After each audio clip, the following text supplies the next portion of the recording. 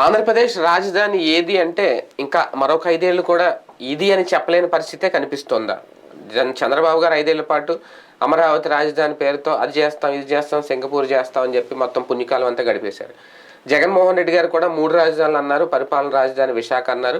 ఆయన టర్మ్ కూడా అయిపోతుంది. ఎలాగే ఈ 2 నెలలు అయితే ఇంకా అది జరిగే పని కాదు. తాజాగా వైవి సుబ్బారెడ్డి గారు చేసిన వ్యాఖ్యలు కానీ, ఆ తర్వాత బొత్స సత్యనారాయణ గారు దాని మీదే మళ్ళీ కంటిన్యూగా అసలు హైదరాబాద్ రాజధాని ఎందుకు అడుగుతామని చేసిన వ్యాఖ్యలు కానీ దేనికి సంకేతం? అసలు పరిపాలన రాజధాని లేదంటే విశాఖను రాజధానిగా మార్చే విషయంలో జాప్యం వచ్చిందా, లేదంటే కావాలనే నెక్స్ట్ మళ్ళీ అధికారంలోకి వచ్చిన తర్వాత రాజధాని అంశం చూద్దామని చెప్పి దీనిలాగా జగన్మోహన్ రెడ్డి గారి ప్రభుత్వం కూడా ఇన్నాళ్ళు గడిపేసిందా? ఇదే అంశం మీద చర్చించే ప్రయత్నం చేద్దాం. అసలు ఏం జరుగుతుంది సార్ రాజధాని విషయంలో? అసలు జగన్మోహన్ రెడ్డి గారికి లేదంటే వైసీపీకైనా ఒక క్లారిటీ ఉందా, లేదంటే బాబు గారు 5 ఏళ్ళు ఎలా గడిపేశారు, ఈయన కూడా 5 ఏళ్ళు ఇలా గడిపేశారు అని అనుకోవాలా? ఇష్టం లేని పెళ్లితో జరిగిన కాపురం, ఆ కాపురంతో వచ్చిన బిడ్డ, ఈ బిడ్డ పట్ల ఎవరికి ప్రేమ ఉంటుంది? ప్రేమ ఎవరికి లేదు. అది ఆంధ్రప్రదేశ్ అనేటువంటిది అవాంఛిత గర్భం అన్నమాట. అవును. ఎందుకంటే రాష్ట్ర విభజన ఇక్కడ ఉన్న నాయకులు ఎవరు కోరుకోలే. ఎందుకని? దశాబ్దాలుగా వీళ్ళందరూ హైదరాబాద్లో సెటిల్ అయిపోయారు. హైదరాబాద్లో వెల్ సెటిల్డ్ ప్రాపర్టీస్తో ఉన్నారు. వీళ్ళకి హైదరాబాద్ నుంచి విడిపోవడం ఇష్టం లేదు. అవును. అక్కడ ఆల్రెడీ ఇష్టం లేని అమ్మాయిని 60 ఏళ్ల క్రితం పెళ్లి చేసేసారు.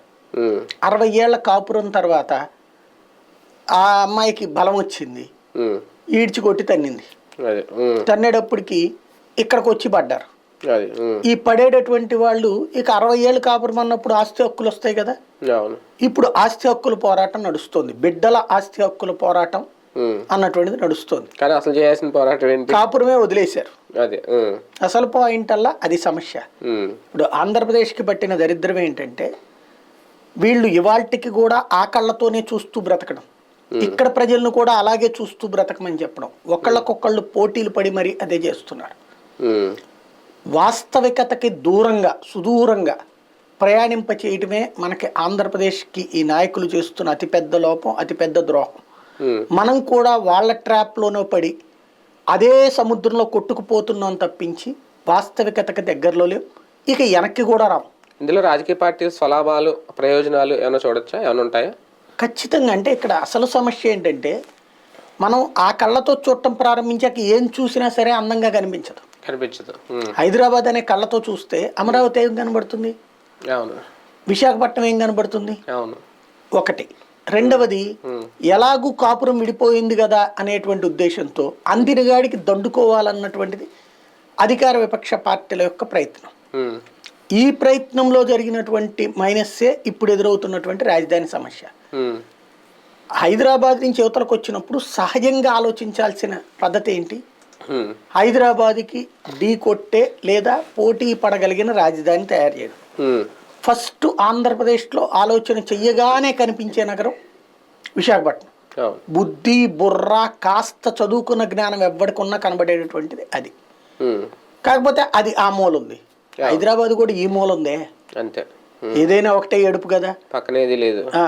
కాబట్టి ఒక మహానగరం ఇప్పుడు బెంగళూరు ఒక మూలే ఉంటుంది, అంతే. మిగతా కర్ణాటక అంతా ఒక మూల ఉంటుంది. అవును. తెలంగాణలో హైదరాబాద్ ఒక మూల ఉంటుంది, మిగతా మహబూబ్ నగర్ ఎక్కడ, ఆదిలాబాద్ ఎక్కడ, కానీ అక్కడ నడుస్తున్నది కదా. ఇక్కడ మనం స్వల్పకాలంలో ఎదగాలనుకుంటే వైజాగ్ని తీసుకుని ఉండాల్సి, లేదా పర్లేదు ఒక 20-30 ఏళ్లలోనైనా సెంట్రల్ పాయింట్ అనుకున్నప్పుడు విజయవాడ గుంటూరుని కలిపి అమరావతి ప్రకటించి ఉండాల్సి. రెండూ చేయకుండా 29 గ్రామాల అమరావతి అంటూ దానికి ఒక నగరం కింద సృష్టించకుండా మధ్యలో, అంటే ఇక మేము మళ్ళీ గెలవాలంటే కడుపు నిండా భోజనం ఎవరికి దక్కకూడదు, కళ్ళు ఎదురుగుండా కోడిని చూపెట్టి ఎదురుగుండా ఉత్తన్నం తినేటటువంటి ఆ సినిమాలు అప్పులప్పారావు సినిమా తరహాలోనే నడుస్తుంది. అలాగ నడిపించేటటువంటి క్రమంలో జరుగుతున్నదే ఇక్కడ సమస్య. అట్లాగా చెయ్యాలనుకున్నది తెలుగుదేశం పార్టీ. ఏంటది? ముందు తన వాళ్ళని వెల్ సెటిల్డ్ చేసుకోవడానికి ఒక అద్భుతమైన అవకాశం వచ్చింది అనుకుంది. ఎందుకని? హైదరాబాద్లో హైటెక్ సిటీ ప్రాంతంలో తన వాళ్ళు వెల్ సెటిల్డ్ అయిపోయారు, 2 తరాలు బ్రతికేశారు. ఇంకొక 5 తరాలకు సరిపడ సంపద ఎట్లా అంటే విజయవాడ గుంటూరు మధ్యలోనైతే ₹1 కోటి నుంచి 10 కోట్ల రూపాయల దాకా భూమి విలువ ఉంది కాబట్టి అక్కడ పెడితే మన వాళ్ళు బతకలేరు, మన వాళ్ళు కొనలేరు. కాబట్టి 5 లక్షలు 4 లక్షలు ఉన్నటువంటి ప్రాంతమైనటువంటి ఆ 30 కిలోమీటర్ల లోపల ఉన్నటువంటి ప్రాంతాన్ని ఎంచుకుని అక్కడ ప్రజల్ని మోసం చేసి, ఎలాగా మీకు భూమి తీసుకోగానే భూమి పట్టాలి ఫ్లాట్లు ఇస్తామని చెప్పి వాళ్ళ ఫ్లాట్లు వాళ్ళకి ఇచ్చిన డెవలప్మెంట్కి ఇవ్వడం ద్వారా ఆ ఊరు బాగుపడేది. వాళ్ళ నోట్లో మట్టి కొట్టారు, పచ్చని పంటలు పండేటటువంటి రైతుల నోట్లో మట్టి కొట్టారు. పైగా వాళ్ళకి ఎటూ లేకుండా 10 సంవత్సరాల నుంచి రోడ్డును పడేశారు. తెలుగుదేశం పార్టీ అట్లా పడేసింది. దాన్ని బాగు చేద్దామంటే చేసే చిత్తశుద్ధి వీళ్ళకి లేదు. ఎందుకు అంటే ఆల్రెడీ దాని చుట్టూ వాళ్ళు లక్షల కోట్లు సంపాదించాలనుకున్నారు కదా, అది బాగు చేస్తే వాళ్ళు బాగుపడతారు కదా. వాళ్ళు బాగుపడటంతో పాటు రాజకీయంగా తెలుగుదేశం బాగుపడుతుంది కాబట్టి అది బాగు చేయడం వీళ్ళకి ఇష్టం లేదు. రెండవది, ఆ కళలు జనం కళ్ళల్లో సృష్టించిన కళలు ఏవైతే ఉన్నాయో, ఒక సింగపూరు, ఒక జపాను, ఒక జర్మనీ అని సృష్టించిన కళలు ఏవైతే ఉన్నాయో అవి సమీప భవిష్యత్తులో ఎవడి వల్ల కాదు, స్వయంగా నరేంద్ర మోడీ వచ్చి కూర్చున్నా కూడా వల్ల కాదు. కాబట్టి ఆ అసంతృప్తిని మనం చల్లార్చలేనప్పుడు, ఎంత పోసినా దాంట్లో ప్రయోజనం లేదన్నప్పుడు దాన్ని తీసుకెళ్లి మనం కొత్త కళని సృష్టిద్దాం అన్నటువంటిది విశాఖపట్నం. అయితే అది ధైర్యంగా విశాఖపట్నం రాజధానిని చెప్పడానికి మొహమాట పడి మధ్యలో కర్నూలు రాజధాని, బెజవాడ రాజధాని అంటే 3 రాజధానులు. దాంతో రాజ్యాంగంలో లేని 3 రాజధానులు అన్నటువంటి పదం వచ్చింది కాబట్టి ఇది రాజ్యాంగ మౌలిక ప్రశ్న కిందకి తీసుకెళ్లి లిటిగేషన్ లో క్రియేట్ చేశారు. దాంతో అది ఆగిపోయింది. ఇప్పుడు ఆ సమయం మిగిసిపోయింది మిత్రమా అంటూ మళ్ళీ మన శాతవాహనుడి సినిమా టైప్ లో తీసుకురావాల్సిన పరిస్థితి వచ్చింది. ఆ టైప్ లోకి పతాక స్థాయి ఏంటి వాటి నెక్స్ట్ 10 ఏళ్ళు టైం అయితే, అంటే కేంద్రం ఇచ్చిన లెక్క ప్రకారం ఉమ్మడి రాజధానిగా 10 ఏళ్ళు గడువు అయితే ముగిసిపోతుంది. ఇంకా నాకు తెలిసి చాలా మంది మర్చిపోయారు హైదరాబాదే మన రాజధాని అనేది. ఈ అమరావతి ఇలా ఉన్నారు, అసలు తెలియదు కూడా తెలియదేమో.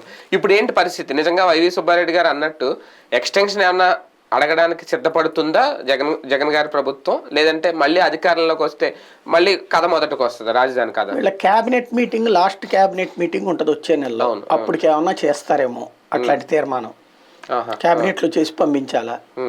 అయితే క్యాబినెట్ కాదు అసలు చేయాల్సింది, అసెంబ్లీ నుంచి ప్రపోజల్ వెళ్ళాలి. కానీ అసెంబ్లీ సమావేశాలు కంప్లీట్ అయిపోయినాయి. దీనికోసం ప్రత్యేక అసెంబ్లీ సమావేశం పెడతానన్నా రచ్చ తప్పించి ఏముండదు. అంటే మొన్నే ఉన్న మాట్లాడితే అయిపోయింది కానీ ఆ టాపిక్ రాలేదు. అది ఇంకా ఏంటి అంటే రేపు ఏప్రిల్ లో ఎలక్షన్ ఉంటుంది, మేకి ఎలక్షన్ అయిపోతుంది, మే 22కి కౌంటింగ్ అవుతుంది. నెక్స్ట్ వచ్చే ప్రభుత్వం అప్పట్లో 2014లో గనక ఆంధ్రప్రదేశ్ కోసమే క్యాబినెట్ మీటింగ్ అయ్యి నిర్ణయం తీసుకున్నారు. పోలవరానికి సంబంధించి ముంపు మండలాలని తీసుకొచ్చి ఆంధ్రాలో కలుపుతా. నరేంద్ర మోడీ మొట్టమొదటిసారి ఎన్నికైనప్పుడు ఆంధ్రాకి ఇబ్బంది అవుతుందన్న ఉద్దేశంతో అసలు ప్రభుత్వ పాలనే ప్రారంభం కాకముందే ఆంధ్రప్రదేశ్కి సంబంధించి నిర్ణయం తీసుకున్నారు ఆ రోజున. కానీ మనం భారతీయ జనతా పార్టీని వెదవలనే చేసాను తప్పించి వాడికి ఒక్క ఓటు వేయలేదు. బేసిక్గా ఆ రోజున అంత ఇనిషియేటివ్ తీసుకుంది బీజేపీ. 7 మండలాలను కలపకపోతే పోలవరం అయ్యేదే కాదు. ఇవాళ పోలవరం దాంట్లో ప్రాబ్లం ఏదైనా ఉందంటే వీళ్ళకి అవినీతులు, వీళ్ళకి సంబంధించినటువంటి అహంకారపూరిత ధోరణులతో తప్పించి పక్క రాష్ట్రాలతో ప్రాబ్లం ఏం లేదు, తెలంగాణతో అసలే ప్రాబ్లం లేదు. అలాంటి పరిస్థితి చక్కగా తెచ్చిపెట్టింది కేంద్రం. కానీ దాన్ని వీళ్ళ పేరాశలతో నాశనం చేశారు. అది పక్కన పెడదు. కానీ అయినా వీళ్ళే మనకి నాయకులు, వీళ్ళే మహానుభావులు కాబట్టి అనుభవించాలి, ప్రజలు కూడా అనుభవిస్తారు. కానీ ఎదురోడిని తిట్టేసుకుంటూ మా నాయకుడు మంచోడే, ఆ నాయకుడు చెడ్డోడే అనేటువంటి ఒక భ్రమంలోనే బ్రతుకుతారు. ప్రపంచాన్ని బ్రతకమంటుంటారు. కావాలంటే గట్టిగా కర్రలు పుచ్చుకుని కత్తులు పుచ్చుకుని కూడా వాదిస్తుంటారు. కాబట్టి ఆ మూర్ఖత్వం అలాగే సాగనీయండి. అట్లాగా రేపు రాబోయేటటువంటి ప్రభుత్వం అది సెంటర్లో బీజేపీ వస్తుందా, కాంగ్రెస్ నేతృత్వంలోని యూపీఏ వస్తుందా చూడాలి. వచ్చినటువంటి వాళ్ళు ముందుగా ఇక్కడ ఆంధ్రప్రదేశ్లో గెలిచేదాన్ని బట్టి ఉంటుంది. ఆంధ్రప్రదేశ్లో వైసీపీ గెలిచింది అనుకోండి, అప్పుడు కేంద్రం మీద మాట్లాడి బాబు ఇట్లాగ అర్జెంటుగా మాకు రాజధానికి సంబంధించి ఇంకో 2 ఏళ్ళు ఎక్స్టెండ్ చేయండి, మేము ఈలోపు వైజాగ్ వెళ్తాం, కోర్టు తీర్పులు కూడా తొందరగా తేల్చుకుంటామని అడిగి వీళ్ళు గెలిచారంటే వీళ్ళ మాటే అవుతుంది అక్కడ. లేదు తెలుగుదేశం గెలిచింది అనుకోండి, ఆల్రెడీ ఉన్న సిటీని అప్పుడు ఇప్పుడు దాకా సిటీ కింద అనౌన్స్ చేయలేదు కదా, దాన్ని మేము అనౌన్స్ చేసేస్తామంటూ ముందు ఒక జీవో ఇచ్చేసి దాన్ని ఒక సిటీ కింద ప్రకటించేసి ఆ 29 గ్రామాల వరకు దాన్ని రాజధాని కింద కన్ఫర్మ్ చేపిస్తూ కేంద్రానికి నోటిఫికేషన్కి పంపిస్తారు. అయితే అది కూడా 2024 జూన్ 1వ తారీఖు రాత్రి 12 లోపు నోటిఫై కావాలి యాజ్ ఫర్ నామ్స్. ఈ లోపుగా పార్లమెంట్ సెషన్ పెట్టి అక్కడ బిల్ అన్నా ఓకే చేసుకోవాలి. లేదంటే ఇక్కడి నుంచి మూవ్ చేసి ఇమీడియట్గా కేంద్ర ప్రభుత్వం చేత ఓకే చేయించుకోవాలి, లేదా జీవో లేదని ఇచ్చుకుని మళ్ళీ దాన్ని పార్లమెంట్లో కన్ఫర్మ్ చేసుకోవాలి. లేదంటే డిఫాల్ట్ డెసిషన్ ఏమైనా ఉంటుందా, కేంద్రం ఏమైనా తీసుకుంటుందా? ఒకవేళ జూన్ 1వ తేదీని మీరు అన్నట్టు ఆ నైట్లో అవ్వకపోతే, వీళ్ళేం చేయకపోతే? కేంద్రంగా తీసుకోవడానికి అధికారం లేదు, కేంద్రం లెటర్ రాయాలి అంతవరకే. అంటే ఆటోమేటిక్ ఎక్స్టెన్షన్ లాంటిది అని జరుగుతుందా? నేను అనేది అదే అనేది, కేంద్రంగా అట్లా చేయడానికి వీల్లేదు అంటున్నా. కేంద్రంగా నేరుగా చేయడానికి వీల్లేదు. కేంద్రం ఏం చేయాలన్నా సరే త్రూ అసెంబ్లీ ద్వారానే రావాలి. అసెంబ్లీ అంటూ కాన్స్టిట్యూట్ కాకపోతే అప్పుడు కేంద్రం ఇన్వాల్వ్ కావచ్చు. అప్పుడు అసెంబ్లీ అయ్యే వరకు, అప్పుడు 5 నెలలు 6 నెలల వరకు ఎక్స్టెండ్ చేయొచ్చు. ఓకే. అంటే ఏ ప్రభుత్వం అధికారంలోకి వచ్చినా ముందు కేబినెట్ మీటింగ్ పెట్టేసుకొని ఫస్ట్ అసెంబ్లీ సెషన్స్ లో దీనికి సంబంధించి ఒక తీర్మానం అయితే చేసేయాలి ఎవరు వచ్చినా. అంతే. కాకపోతే అయ్యి సాధ్యం కావు ఆంధ్రప్రదేశ్కి, ఎందుకంటే మొత్తం వ్యవహారం వెళ్ళి సుప్రీంకోర్టులో కూర్చుని ఉంది. ఇప్పుడు 3 రాజధానుల వ్యవహారం సుప్రీంకోర్టులోనే ఉంది, ఒక్క రాజధాని ఉండాలా లేదా అన్నది కూడా సుప్రీంకోర్టులో ఉంది. కాబట్టి ఇక ఏం చేయాలంటే కేంద్రం, ఇదిగో అది సుప్రీంకోర్టులో ఉంది కాబట్టి ఆ సుప్రీంకోర్టులో తేలే వరకు హైదరాబాద్ ఉమ్మడి రాజధాని అని చెప్పి నెక్స్ట్ జరగబోయే కేబినెట్ మీటింగ్లో ఏమన్నా నిర్ణయం తీసుకోవాలి కేంద్రం. 10 ఏళ్ళు పూర్తయిపోతున్న నేపథ్యంలో ఒక అతిపెద్ద ఉత్పన్నమవుతున్న ప్రశ్న ఏంటి అంటే, రాజధానికి సంబంధించి ఆంధ్రప్రదేశ్కి సంబంధించి ఒక ప్రాంత ప్రజలు చేసిన యాజిటేషన్ కానీ ఏదైనా కానివ్వండి, ప్రజల పాపం ఎంత ఉంది, రాజకీయ పార్టీలు రాజకీయ నాయకుల పాపం ఎంత ఉంది? ప్రజలు మనం చాలా చదువుకున్న వాళ్ళం, చాలా తెలివిగల ప్రపంచంలో మనంత మేధావులు ఎవరు లేరని అనుకుంటాం. కానీ భ్రమల ప్రపంచంలో బ్రతికే మేధావులు, వాస్తవ ప్రపంచంలో బ్రతికే మేధావులు ఇద్దరూ ఉన్నారు. భ్రమల ప్రపంచంలో బ్రతికేవాడు అర్జెంటుగా మంది కూడా సింగపూర్ అయిపోతుంది, లేకపోతే జర్మనీ అయిపోతుంది, జపాన్ అయిపోతుందని నమ్ముతాడు. చంద్రబాబు నాయుడు వస్తే మార్చేయగలడని నమ్ముతాడు.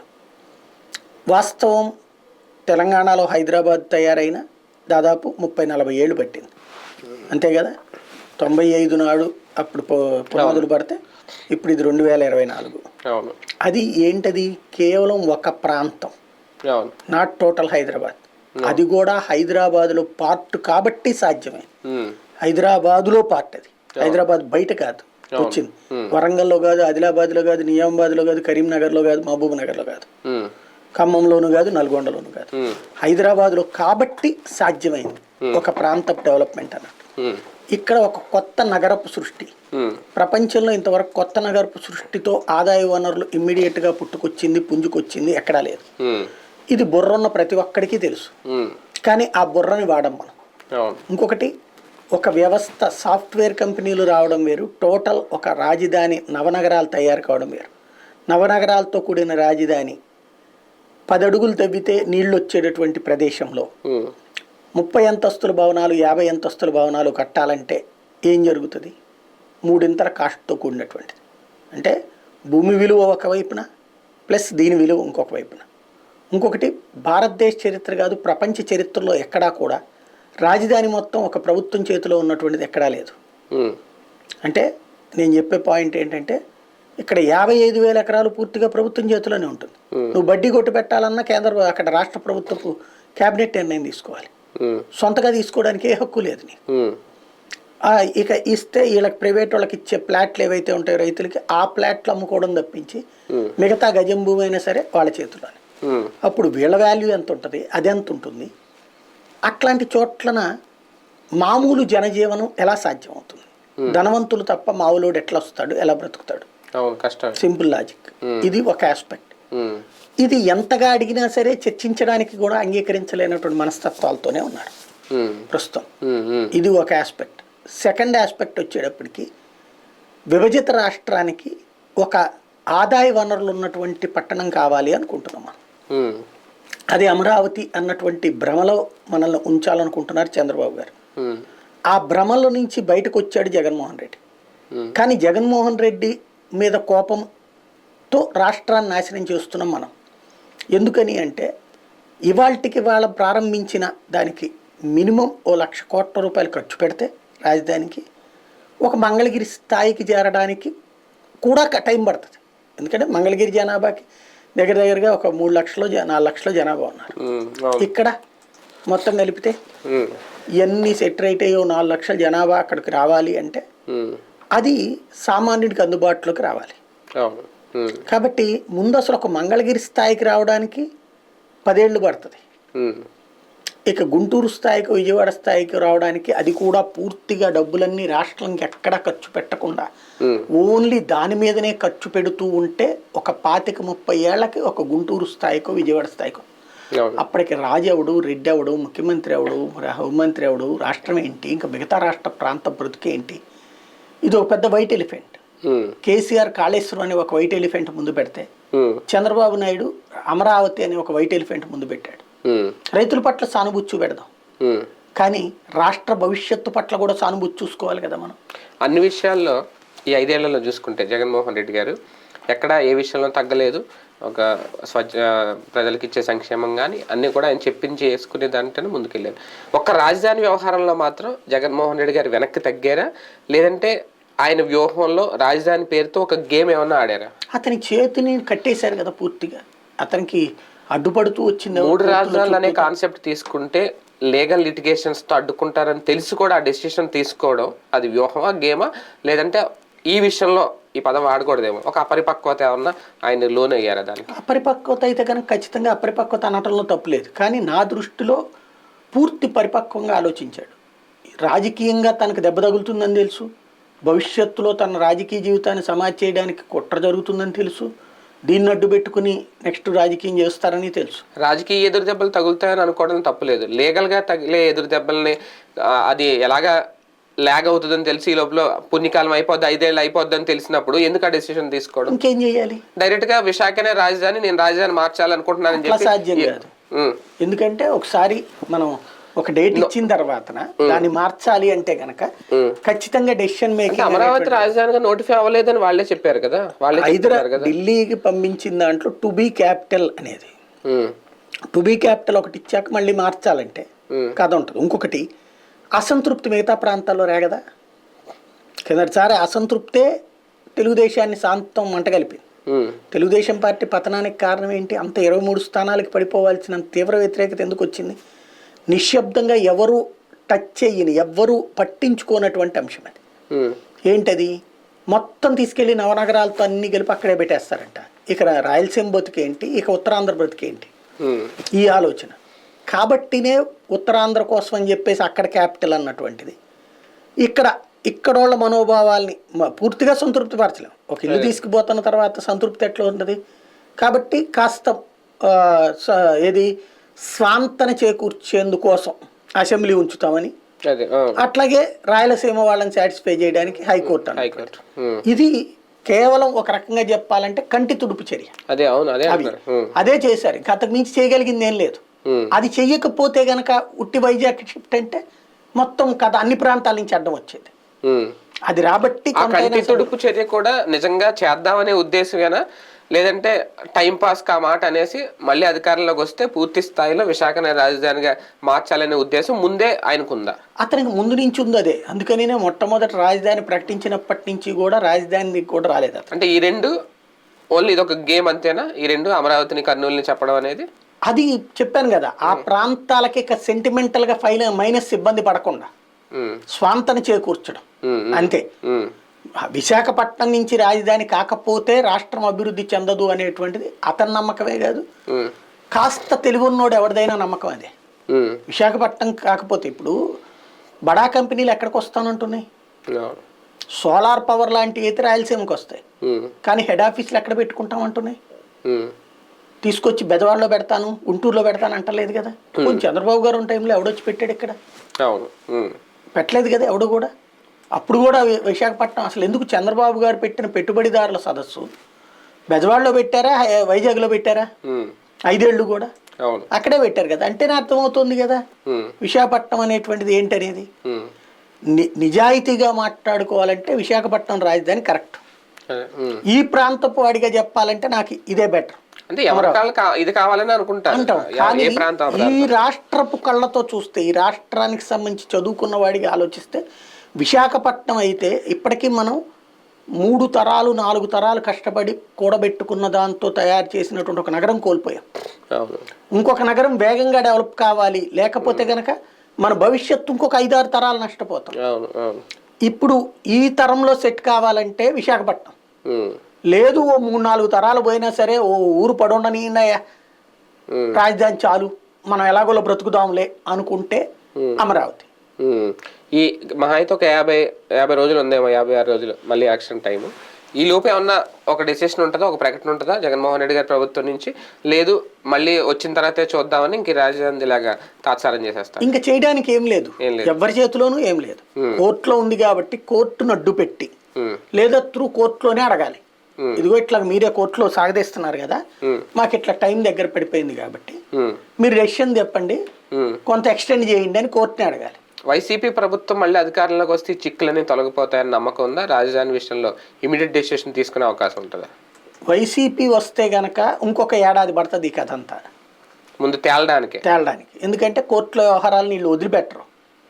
బడా శక్తులు ఉన్నాయి దాని వెనకాల ఫైనాన్షియల్.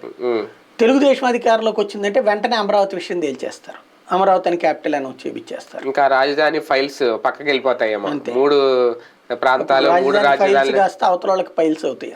అదే 3 ప్రాంతాలు 3 రాజ్యాల కాన్సెప్ట్ ఇంకా డస్ట్బిన్ లోకి వెళ్తుంది. రైట్, చూద్దాం. రాజధాని విషయంలో ఇంకా క్లారిటీ అయితే లేదు. ఈ 10 ఏళ్ళు పాటు అమరావతి దాన్ని కాసేపు, లేదంటే 3 రాజధానులను కాసేపు 2 ప్రభుత్వాలు కూడా ఒక ఆట ఆడేసుకున్నాయి ఆంధ్ర రాష్ట్రంతో, ఆంధ్ర రాష్ట్ర ప్రజలతో. మరి నెక్స్ట్ అయినా ఏమన్నా తేలుస్తారా, లేదంటే ఇంక ఇలాగే రాజధాని ఏది అంటే ఏదో చెప్పలేని పరిస్థితుల్లోనే ఆంధ్రప్రదేశ్ ప్రజలు ఉండాలా? ప్రభుత్వాలు దీనికి సమాధానం చెప్తే బెటర్ రేపైనా.